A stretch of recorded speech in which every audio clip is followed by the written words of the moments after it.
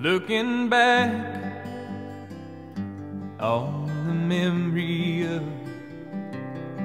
the dance we shared beneath the stars above. For a moment, all the world was right. How could I have known that you'd ever say goodbye? Welcome to the Green Valley Masonic Lodge. It's an honor to remember our brother Earl Wood. The literature you're about to hear is very, very old, but it brings out many of the principles that Brother Earl lived by, such as the brotherly love we have for one another, and the encouragement we have to be better citizens, husbands, and fathers. But the main thing is we know, and Brother Earl knew, that this earth is not our home. So it begins like this. From time immemorial, it has been a custom among the fraternity of free and accepted Masons, at the request of a brother or a member of his family, to perform the last rites of the craft over his remains.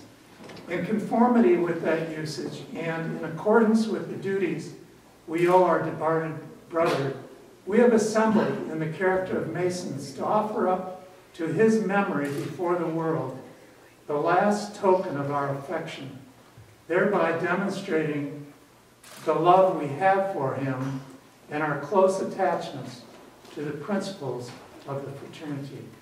If you would bow your head, Brother Mark Day will lead us in prayer. Let your heart not be troubled. Ye believe in God. Believe also in me.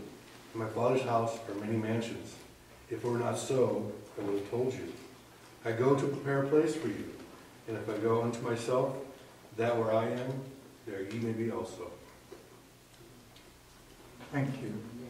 The Masonic obituary will be read by our secretary, Brother Floyd.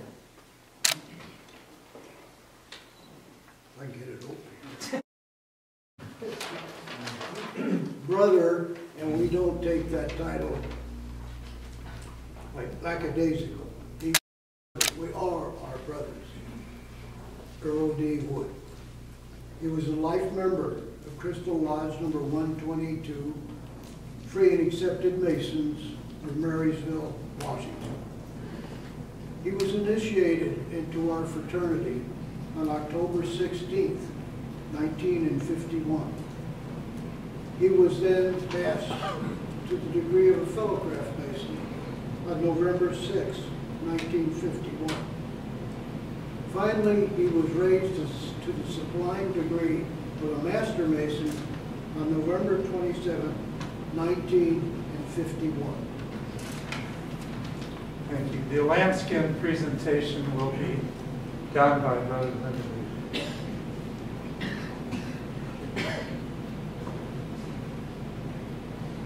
The lambskin apron is an emblem of innocence and a distinguished badge of a Mason, more ancient than the golden fleece or Roman eagle, more honorable than the star or garter or any other order that can be conferred by earthly powers.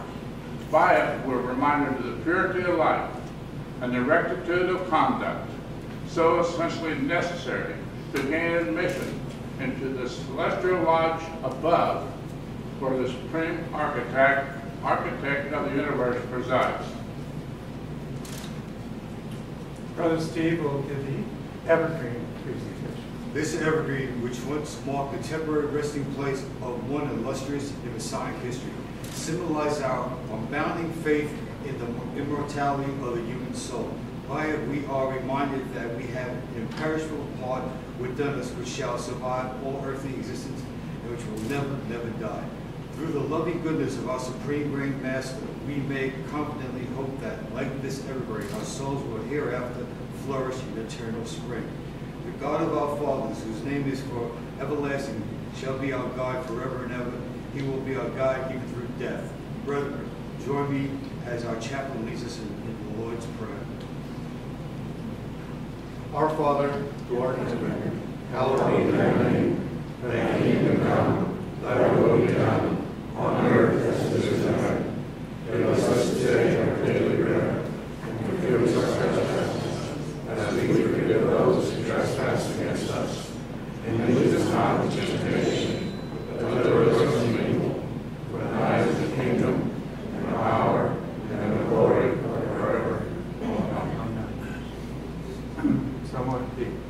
Man does not always labor, nor live always. Today, our brother answers not our call.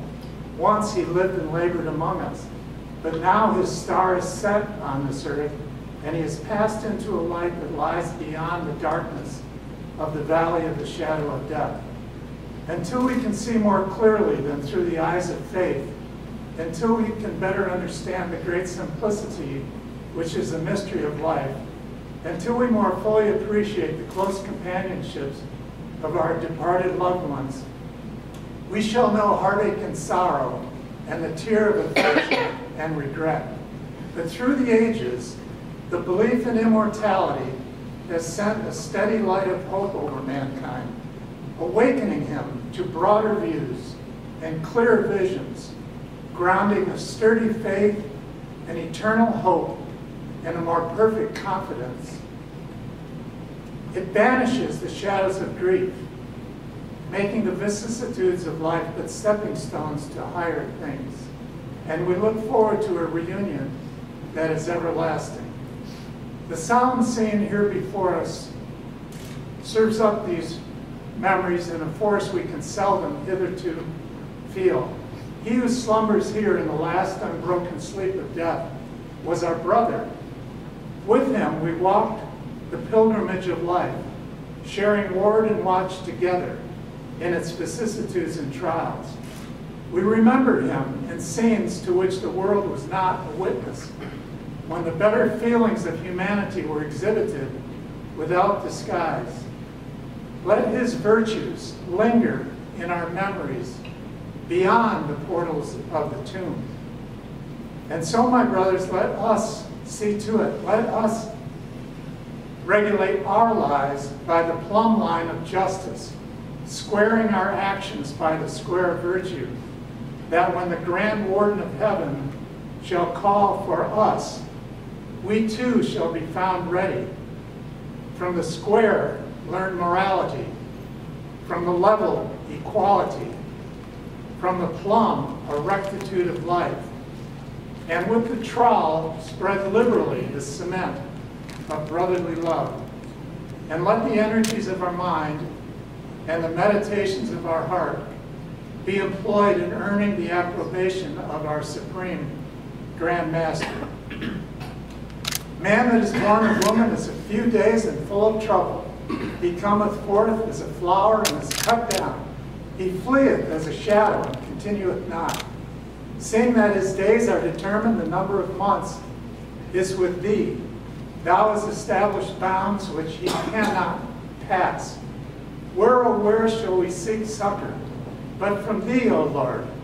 Thou hast vouchsafed us salvation from our transgressions. To the bereaved family and friends, we extend our sympathy and trust and pray that God will grant you the assurance that the spirit of our departed brother Earl is safely home in his Father's house, where God shall wipe the tears from the eye, and there shall be no more sorrow or suffering, neither shall there be any pain, for the former things are passed away. Our brother Earl has been raised to that glorious and celestial lodge above, where time shall never close, but shall remain open through the timeless ages of eternity. There, my brother, in that earth, that spiritual temple, that house, not made with hands, eternal in the heavens, there, my brother, shall God in his wisdom grant that we shall meet, never again to part. Our chaplain Mark will lead us in a closing prayer. Almighty and most merciful Father, as it hath passed, that you to take him from dear to our hearts, we beseech thee to bless and sanctify us into this dispensation of thy providence. Inspire our hearts with wisdom from on high, that we may glorify thee in all of our ways. And when our toils on earth shall have ended, may we be raised to the enjoyment of the faithless light of immortal life, in that kingdom where faith and hope shall never end. And thine, O righteous Father, shall be the glory forever. Amen. Friends, that concludes the Masonic portion of the service. And our team up front is going to retire to the back. But you are now invited on Dee's control. That, from what I know of Earl, he was quite a wonderful man. And I know you've got memories you might want to share with our friends here. So that will be next on the agenda. After that, you're invited to the dining room where there's a table of memorabilia of Earl, and enjoy the refreshments that are available for you. Thank you again for coming today.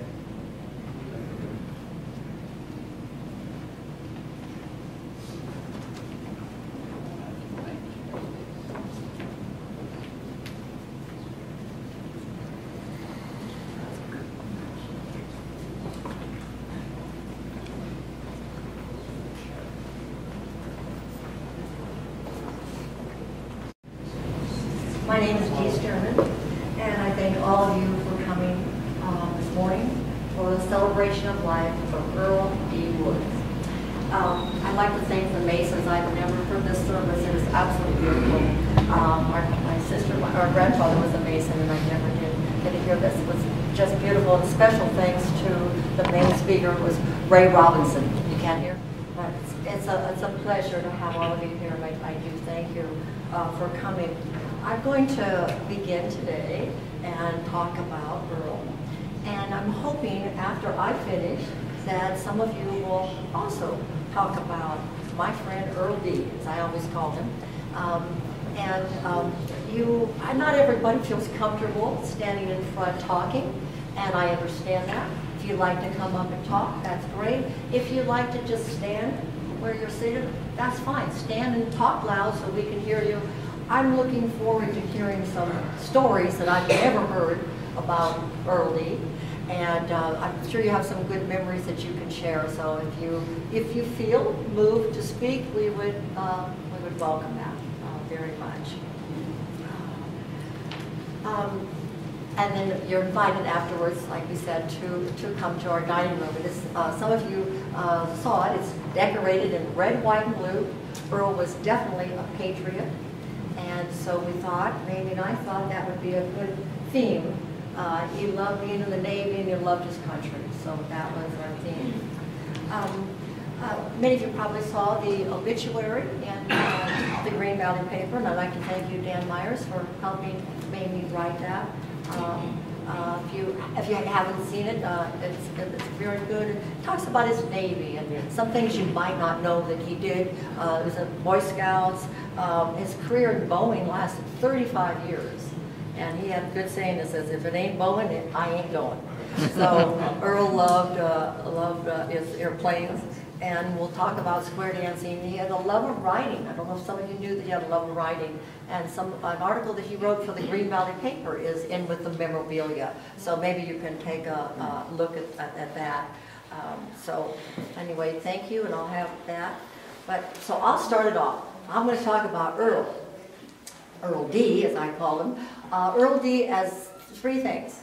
Earl D is my neighbor. Earl D is my angel. And Earl D as my friend. I want to start with a neighbor. Okay, in 2005, John and I moved to Green Valley part-time, and we bought our Casa de Colores house in the Canoa Ridge Estates. And the person who sold us the house said, we're going to have a little neighborhood get-together, and I want you to meet some of the neighbors. That was very nice. People don't do that. They buy a house from them and they go. But she had invited everybody over, and oh, she had drinks. That Jean, she was wonderful. So one of the first people that I ever met was Mamie and Earl when they came through that door. And Earl walked up to me and he says, "Welcome to the neighborhood." And I said, "Well, thank you." He says, "I know your husband's John, okay, and you're Dee." And I said, "Yes." And he says, "That's my middle name." I said, "It is, Earl D." Says, "I'm Earl D from Arkansas." And I said, "Oh," I said, "I'm always going to call you Earl D." I always call him Earl D. I always had that middle name. And he says, "I have 3 sisters, And we called them, sometimes they're double names. So Mama used to use in the South, you know, a lot of the double names. So we became instant friends. Easygoing, nice smile. Earl, I love talking. I liked him instantly, like Mamie instantly, and we became friends. So Mamie tells me I can't live in the neighborhood unless I dance. Well, being the new kid on the block, newbie, I didn't, what am I going to do? What am I going to say? So I said, dance? What type of dancing are you talking about? She said, square dancing. I said, oh, okay. I haven't square danced since 6th grade, but I'll try it and everything. So anyway, that's how I came into Earl being my angel. Some of you that not into square dancing might think about what type of angel is she going to talk about. Well, Earl, Mamie was John, my husband's John's angel, and Earl D was my angel. So we went to classes with them, and Earl instructed me. Your angel instructs you how to do a do-si-do, how to do an allemande left, weave the ring, grand line left, I mean all the way up to teacup chain and relay the doozy. I haven't done a lot of those for a while. I danced for 10 years and I haven't been dancing the last couple of years. But we had a wonderful time, and I thank you for getting us into square dancing. It was absolutely wonderful. And Earl was a wonderful teacher. Call him Twirl Earl. Earl loved to twirl everybody. He really did. He just loved it. He was a charmer. He really was. So anyway, that was my deal, my story with Earl as my angel. And last of all is Earl as my friend, because we became friends with Mamie.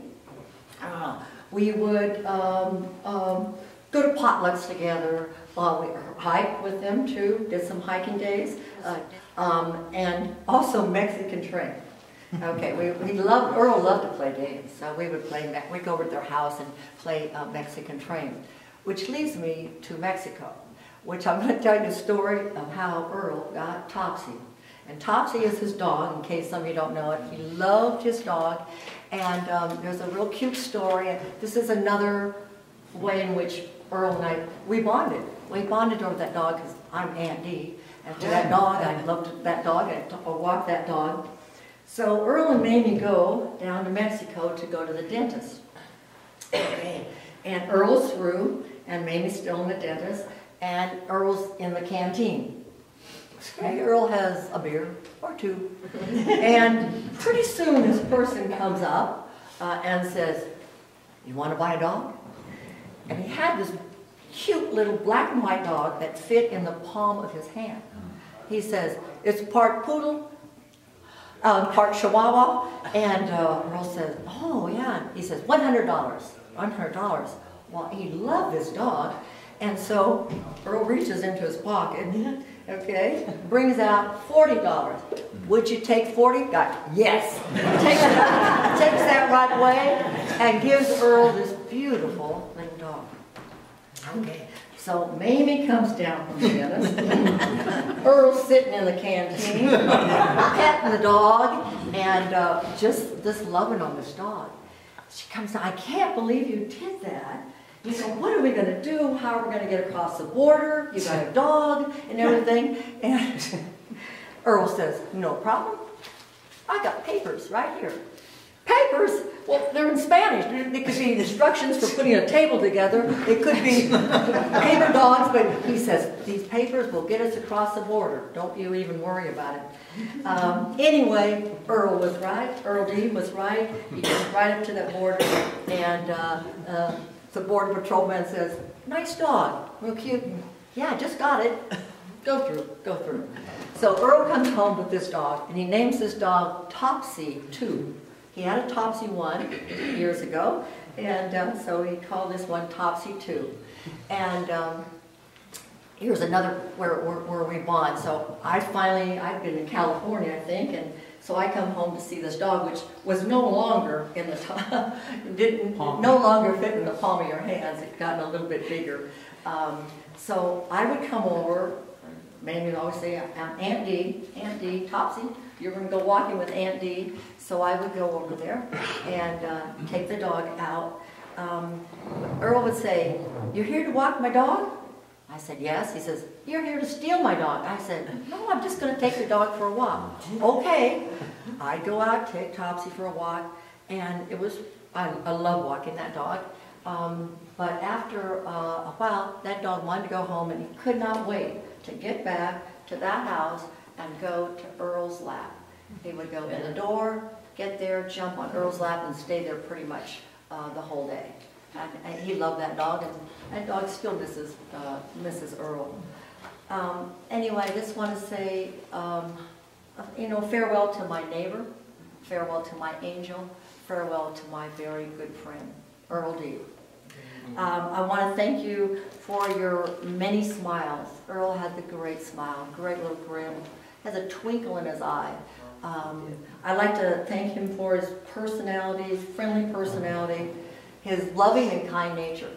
Earl is a very kind man, a very kind man. I thank him for his kindness. He was a charmer too, I tell you that. Some of you ladies know. When my sister who just moved to Green Valley, she met Earl, and you know, Earl, you come in, I said, oh, Earl, I want you to meet my sister. And, you know, he put out his hand, and my sister put out his hand, and what did he do? He grabs the hand, and he kisses it, and then we'll always say, oh, you look so wonderful today, and everything. So he definitely was a charmer, for sure. And I'd like to thank him for loving my Mamie here. I know you love him, and I know you're missing him, and I'm just happy you have him. I'm happy you have him in your life. I really am. And thank him for being a part of my life, and of course for being a bigger part of Mamie's life. And I just thank him. I think Earl made this world better, and I'm just very happy and blessed that he was in my life. So God bless you, Earl. Earl D. We'll all miss you. At this time, I ask anyone else that would like to come up and speak, and I know my husband's going to speak, so I know I have someone following me. So my husband John, and then as it moves you, come on up, stand right where you are. I want to hear some stories I haven't heard about Earl D. Good morning, everyone. I'm John. I'm better known as Dee's husband. That's just the way it is. And I want to expand on some of the stories that Dee gave. And Earl had many, many talents, many, many interests. He belonged to the computer club, and hiking, and everything. But I want to go start with Topsy. And so, now, I might take artistic license, literary license once in a while, but it's generally the truth, what I'm saying. Okay, so he's got this dog, Topsy. Little bitty thing. He's getting no trouble getting across the border. Got papers. So he gets up where he's getting ready to go through. Topsy starts barking, more of a squeak. She was barking in Spanish, of all things. So now it's going to muddy the waters just a little bit. But they got on through, and they were fine.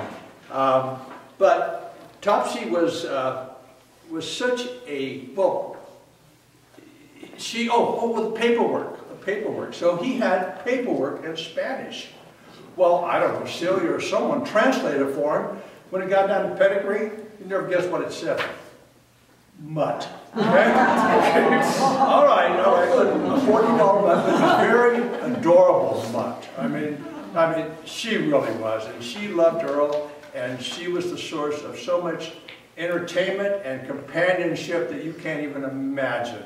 So, Topsy, and Topsy's still here with us, and she does miss Earl, and she's still an adorable dog, but she's not a baby anymore. Okay. That was, what, 8 years ago? 9 years ago? Oh, my. Yeah. Okay, but she was Daddy's girl, and he loved her very much. Square dancing. But we learned to square dance, and we loved it. We loved having you and Earl as our angels, our mentors, in effect. He is a natural dancer. So Earl had it made. I mean, they were, going forward to all the different moves and things. Well, poor Mamie, she had me, and I wasn't quite as proficient. You've heard the term 2 left feet? right here. But we got through, didn't we? Huh? Did okay. We made an adorable couple, Mimi and I. But in any case, so Earl was a very good dancer, and he knew every move, every call. But what he really loved was the call Yellow Rock. And for those of you who don't know, Yellow Rock is your opportunity, generally within your square, to take your partner and give her a big hug. That's called a Yellow Rock. Well, Earl was so proficient that he would Yellow Rock every woman in the square. And he might even go 2 or 3 squares apart. So somebody said, Earl, come back, we're getting ready to go again. So Earl was very good at Yellow Rock. But, let's see, hiking. We went on a couple of really memorable hikes, Madera Canyon, Mount Lemmon. And what was really nice, Earl was in excellent shape. And he was a very good hiker. And he was such a nice guy that he would slow down and let us catch up once in a while. So we really enjoyed that with Earl. Earl was not a golfer. However, he and Mimi had his home on the old Canoy Hills Golf Course. It was adjacent to the 12th hole.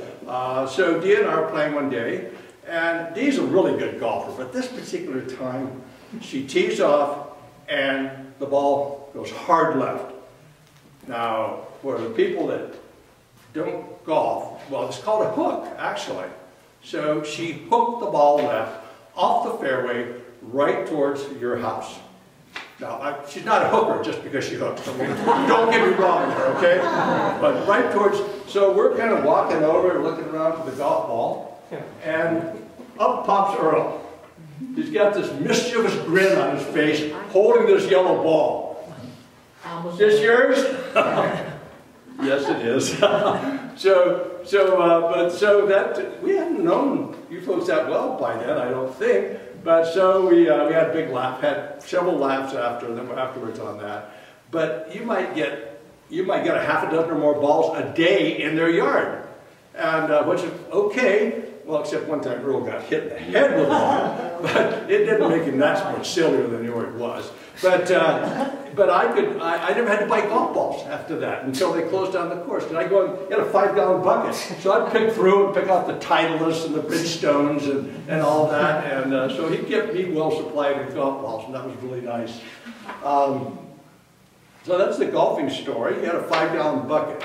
I think I've probably said enough. Earl was a great friend. He was a great neighbor. If you needed anything, he was more than happy to lend you. He had a pickup, which is wonderful. That's something you don't see very often. Borrow his pickup or whatever. But he was just a great person, a great friend, and we miss him. So thank you. Next. Bob? Hi, I'm Bob Messenger, and they pretty much covered Earl. When you were telling the story about the golf balls and everything else, I remember him getting hit in the head, and I remember actually asking, this is how I found out he got hit in the head, asking him about that big net and everything that he's got over there, and he told me he got hit in the head. Well, when you were talking about the hook that you made, I was thinking, oh my God, was that you? It wasn't me. I was really happy to find that out. I did miss it. And you talked about the golf balls. I remember him giving me a bucket of them. I didn't really play golf, and I had no idea what I was doing. But I didn't want to hurt his feelings. So I said, sure. And so I gave them to a bunch of friends and stuff like that. We actually met you guys square dancing. We had been square dancing, and we came down, and we were, where was it? Marshall Flippo, wasn't it? He was called.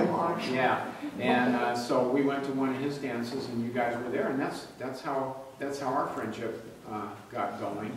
And Tanya comes down and goes shopping. We haven't been down here for a while because of our own issues that we're dealing with in family, but you know, we miss you guys down here.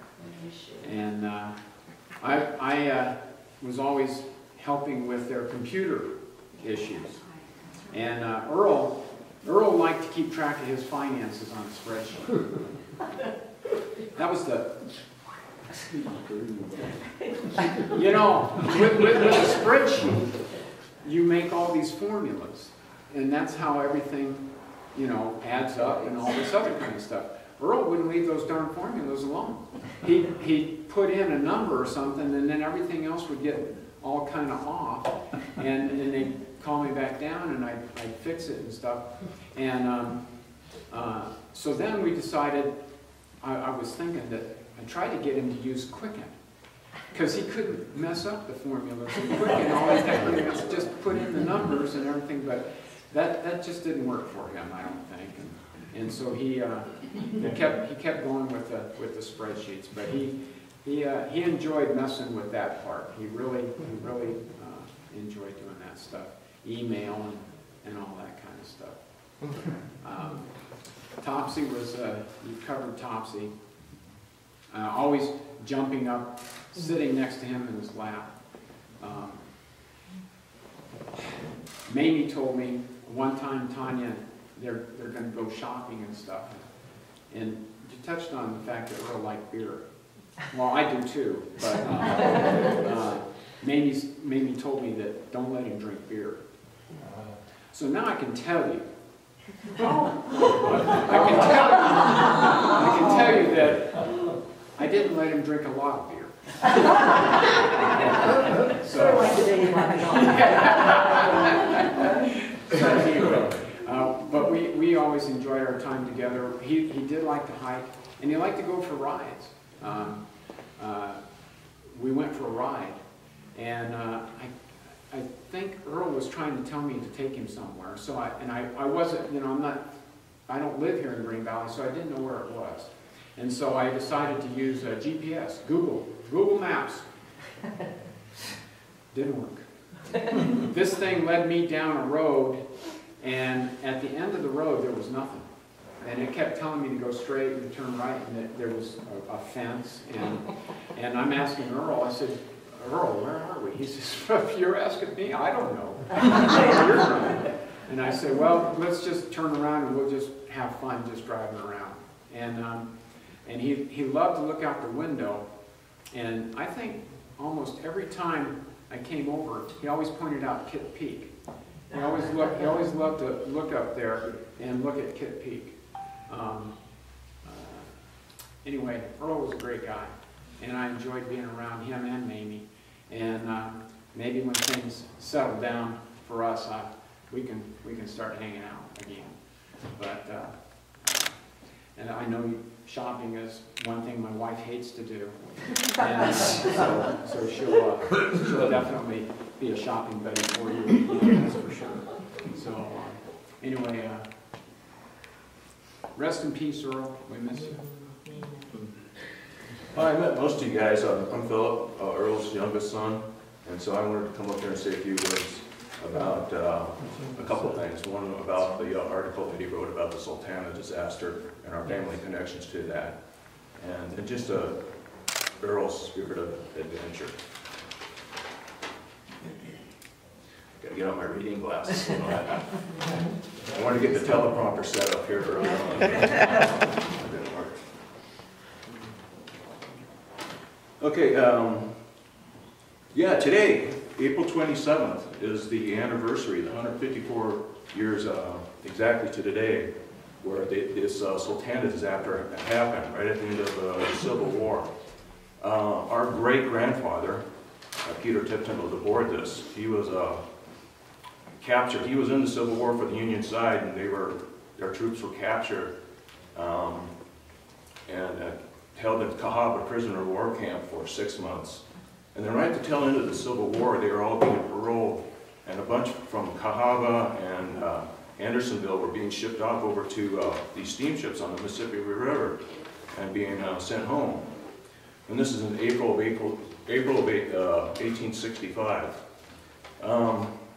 Well, there was a hasty repair done on the boiler, and they overloaded these steamships, this one in particular, the steamship Sultana, and it had over 2,000 men on it.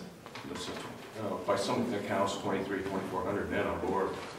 Anyway, I went upstream and the boiler exploded, and most of the men that were on board lost their life that night. So anyway, this is in April of 1865, and it was a very busy month for the Civil War. This is earlier in the month they had, I think it was General Lee had surrendered his troops, and then about a week later Lincoln was shot, and then about a week after that John Wilkes Booth was shot and killed. So the very next day, on this day, April 27th, was when the Sultana disaster happened. So when it happened, there was just so much death and misery that it was just pretty much largely forgotten and put on the back pages of the paper.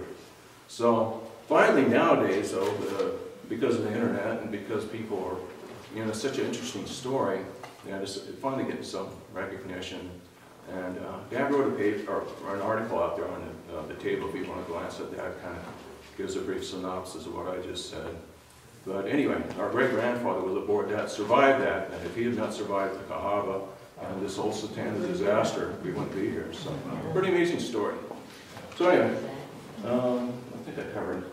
I didn't have my teleprompter, I kind of just winged that, but I think I got everything in there. Oh yeah, about 1,500, there's like 2,000, so between 2,000 and 2,400 men that were aboard that, and something like 1,500 to 1,800 men actually perished. So 2/3, 3/4 of the men did not survive that, but fortunately, our great-grandfather did. All right, I guess I covered that. I don't want to talk about that. I'll talk a little bit more about that. If you guys want to find out more about that, you can just, you know, everybody has their cell phone. You can just, you know, Google it, you know, that's Sultana. There's some nowadays. There's been some really good, well-documented stories here recently as the story has become more to life, and people don't now recognize it. But it's pretty cool that we have a family connection to it. And I think that was probably one of the things that got Dad interested in doing a lot of genealogy work when he did some of the research on this.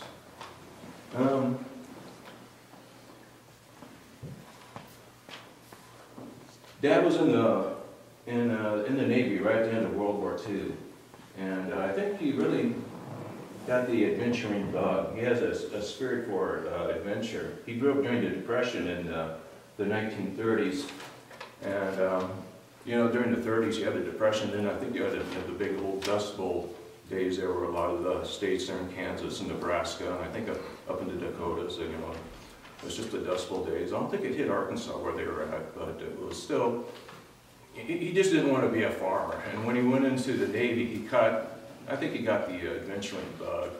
And so when he got out of the Navy, you know, he immediately went to school and did some schooling. I think it was in Conway. And then he eventually went up to Wisconsin. My dad and I were out on a hike once long ago, and I was always kind of wondering how, you know, our parents met, because Mom was from Wisconsin and Dad was from Arkansas. And he just said, you know, life was just an adventure back then, you know. Once World War II ended, you know, people, if you wanted a really good job, you couldn't just really, you know, go across town, you know, or like you do now. Back then you had to really travel across the nation. And so they met up there, got married up there in Wisconsin, and came back and started a family there. And eventually he went on to work for Boeing. He started work for Boeing in 1952 in Kansas, in Wichita, where all of us were born. Anyway, in 1965, he ended up buying an 8mm camera. Nowadays, everybody's got some really nice digital cameras now. It's pretty easy to take some really good photos and have some memories. But back then, the 8mm days, the quality is rather poor, but still, it captured the memory. And we had some really good, you know, you're out there riding bikes or playing, you know, with a dog in the backyard or things like that, or Boy Scout events. And on one of the Boy Scout events, they were up there, I'm not sure exactly what the park is, Harvey, I think it was, I can't remember, Harvey Park. But anyway, there's some boats out there on the reservoir, really nice boat, and Dad was out there, you know, taking pictures of this boat. And this is before we moved out to Seattle, obviously, so, I don't know, it's kind of like reading his mind. I just kind of knew, and going back and watching these movies, that he was going to buy a boat one day. And sure enough, you know, about 2 years later, you know, in 1967, that's when the Boeing built their facility out there in Everett, Washington, and the 747 was on the drawing board, and a lot of people moved out that way. So, yeah, we moved out there, we got a start. The 747, they're still building those, although the newer planes here are kind of being a lot more efficient. But we went out there. Let me check my notes. I'm going off script here. I'm going to get that teleprompter set up. Anyway, yeah. So we moved out there, and Seattle for the longest time they were considered in the most livable city. There's just a lot of opportunities out there. It's just really beautiful out there. A lot of mountains to climb. You got the boating, you got Puget Sound skiing, water skiing, lots of arts and entertainment. So anyway. So yeah, it was beautiful just to get the family out there for all of us in the family, because Earl went out there and he was in the engineering, he was more of the brains, but all of us 4 sons also got on in the production. We all worked in production, so we followed in his footsteps. I just retired recently with 31 years of experience, and Mick has, well, I think he had about 30. So all of us worked for Boeing, so that was it was a good thing for Earl to get us out there for not only employment opportunities, but just the whole standard of living and the hiking in the mountains. So I guess that's about it. So I'll go ahead and Oh, okay. I can't tell you how many times I try to talk him into quickness. Anyway, I've known Earl for a lot of years, and my neighbor up in the Northwest, and I could go on for hours of all the things we did together. He talked about history, he talked about his family. Now, I'm not sure, are you the one that used to pick very slow cotton, or was that somebody else? Because you said, my sister never picked cotton fast as I did. You love fishing. The best day with him was we were fishing for salmon, and we were catching them like crazy. You couldn't get the grin off his face. It was getting dark and a little rough out. I said, "Oh, about that time." He said, "No, we got 2 more to catch. We're not leaving." I imagine that maybe he was just having an absolute fit that day. But like him, I was in the Navy. I worked 35 years at Boeing. We had a lot of stories together. I love the guy. That's good. I'm like Ryan.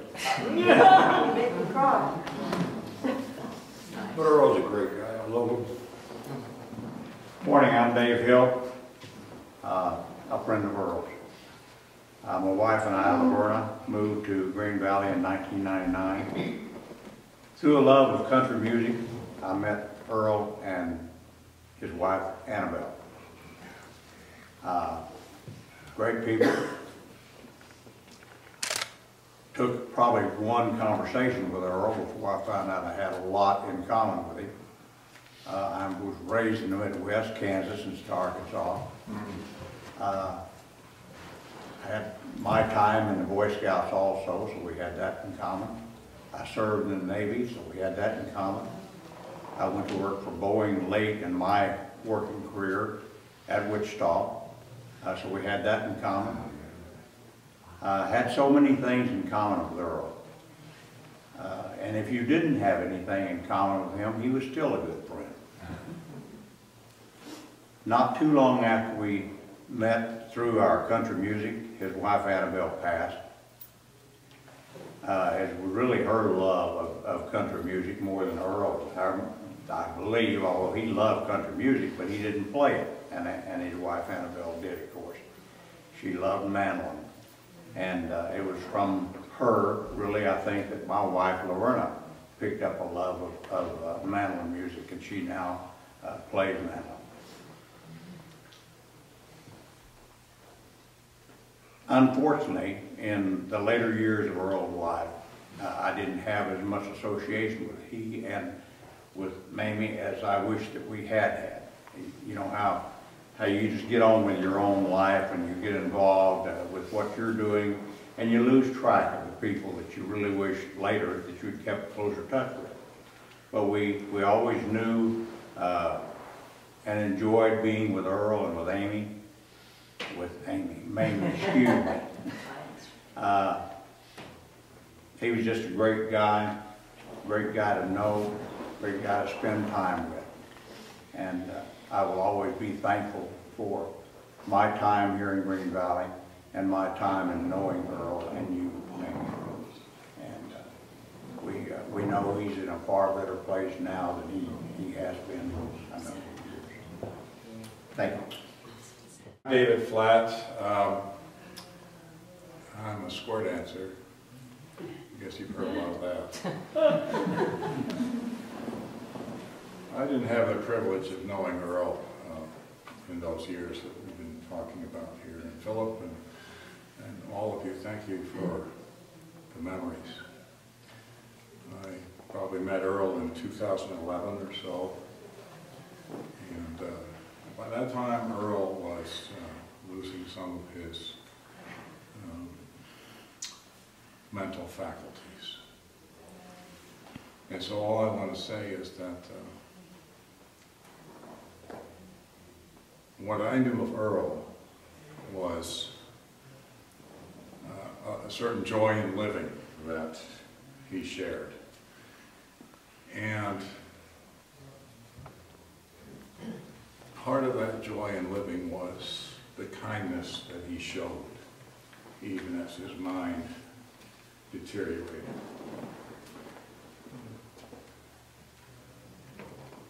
And so Earl and Mamie have been friends all these years. And Earl treasured Mamie. He loved you and cared for you. And that is something for you to hold on to as you go forward. He was a wonderful man. I feel grateful to have known him. And I'm not going to hug you.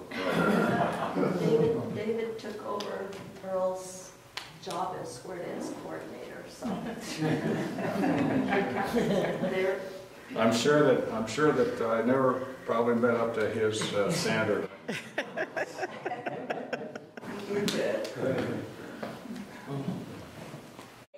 Good afternoon, everybody. My name is Celia Hernandez.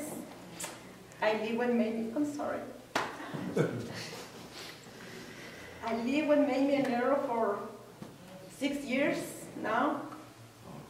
And how I meet Earl? Because one day I went to the mailbox. I was cleaning one of the neighbor's house. And when I went to the mailbox, I see Mamie walking with her beautiful red head. And I said, oh my God, what a beautiful lady. I just love her hair. So we started talking and we came to be friends. And she invited me to her house and she said, you come and stay with us. So that's what I did. Earl was such a funny person. He got in love with all his caregivers. And I used to ask Earl, tell me the truth. How many girlfriends you have when you was young? You're gonna get me in trouble with Mamie? It's okay, you can tell me. And he asked me, how many boyfriends do you have? I said, I got 3, but don't tell anybody else, because you're number 1. And he gave me a hug, and sweetheart. And the best part is that when I go away for a couple days, he always asks Mamie, where's Celia? Oh, she went to Mexico. But she's never gonna come back. What did we do to her? No, nothing. She's coming back. So every time that I come back and I open the door, the first thing that he did is he get up and he said, oh my honey. And he get up and give me a big hug and he said, welcome home. And he kissed me all over. I have so many things to say about Earl, but she beat me out. She did everything. You say everything about Earl. Beautiful talk. Beautiful. And I just want to say thank you, Mamie, for me, well, I'm going to say like my mom, because you are like my mom. You boss me. She really needs a phone when we're having dinner. I was in a hurry to eat because I want to be on my phone. I just want to say thank you to everybody to be here, enjoying this beautiful day, because we know that one day we're going to see you again. And I'm going to dance with you because it's what you love to do. You love to dance. He loved country. Every time they made me put music, he get up and he said, "You want to dance with me?" I can't say no. He was in front of me already. So I get up and dance, and we have a lot of fun with him. Even in his last days, he never complained about anything. He was such a wonderful man. Thank you, everybody. Thank you, Mama.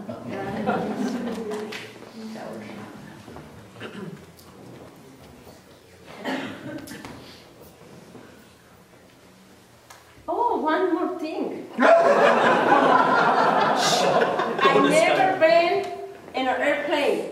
Oh, God. 2 years ago, they surprised me. They buy me a ticket to go to Michelle's house. Oh. And I was so afraid. I said, Mamie, I'm going to throw up in the airplane. I never thought that I was going to be available to make it, and I did. And I met Robert, Todd, Jency, Mency, Jackson, George, and a lot of people, and I have a lot of fun there. And I make tacos for them. They love it. I make tortillas. They love it. So She spoiled us. She made us homemade Mexican food every day she was there. yes, I thought I was gonna go and enjoy the family, but no, they go to work. Okay, thank you guys. That's a lie. And you got to go to the Polish Pickle Fest. Yes, I did. Thank you to Mamie and Michelle. Thank you guys. Okay. I'm George, and my wife and I in '04 we started snowboarding down here. We came down as square dancers, and so we got acquainted with Earl at the Square Dance Club. And I think he was doing lessons at that time, taking care of the lessons, in charge of it. And of course, he always needs assistance and help, so we helped him out a few times. But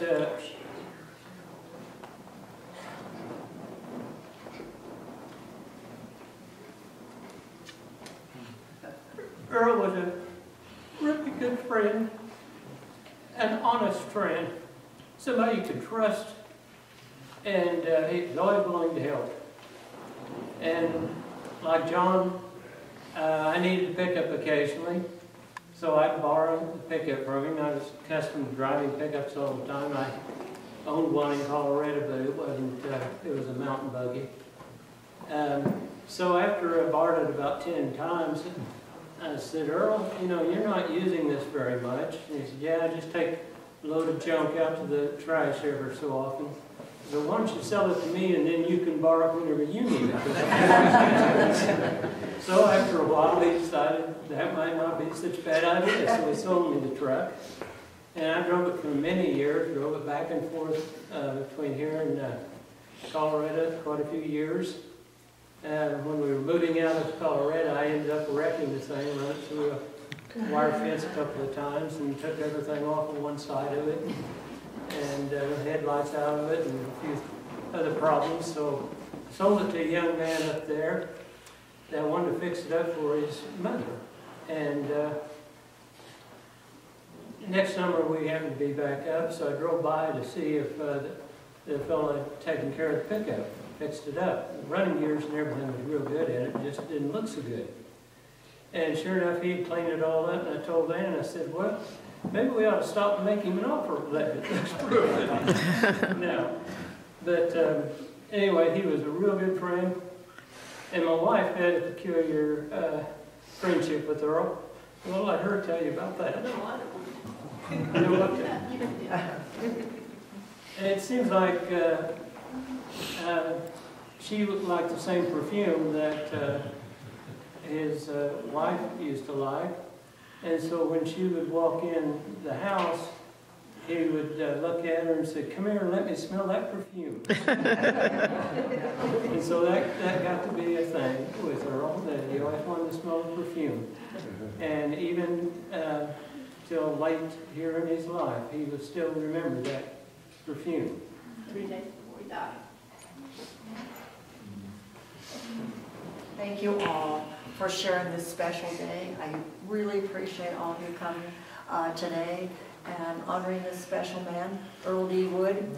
And I might have mentioned a little bit that his sister is here, Arden, in case you're seeing her when we're eating. And we thank you so much for coming. She still lives in Arkansas. Okay, and you heard from one of his sons, Phil. Bill, I got that. And his other son here. We call him Mick, although his name is Mike, or Laura. Anyway, they are from Washington. And so we thank you so much. And all the rest of his friends, thank you so very much for celebrating this wonderful man. I think we're just blessed that we had him in our life. And so I would like you to go and enjoy some refreshments. If you will, we're all in here that are helping with that. So if you would give us a little bit, sit around at the red, white, blue, look at some of the memorabilia, and we will have food for you in less than 10 minutes. Thank you. Thank you, Dee. And I'm glad I didn't know the way it all would end, the way it all would go. Our lives are better left to chance. I could have missed the pain, but I'd have had to miss the dance.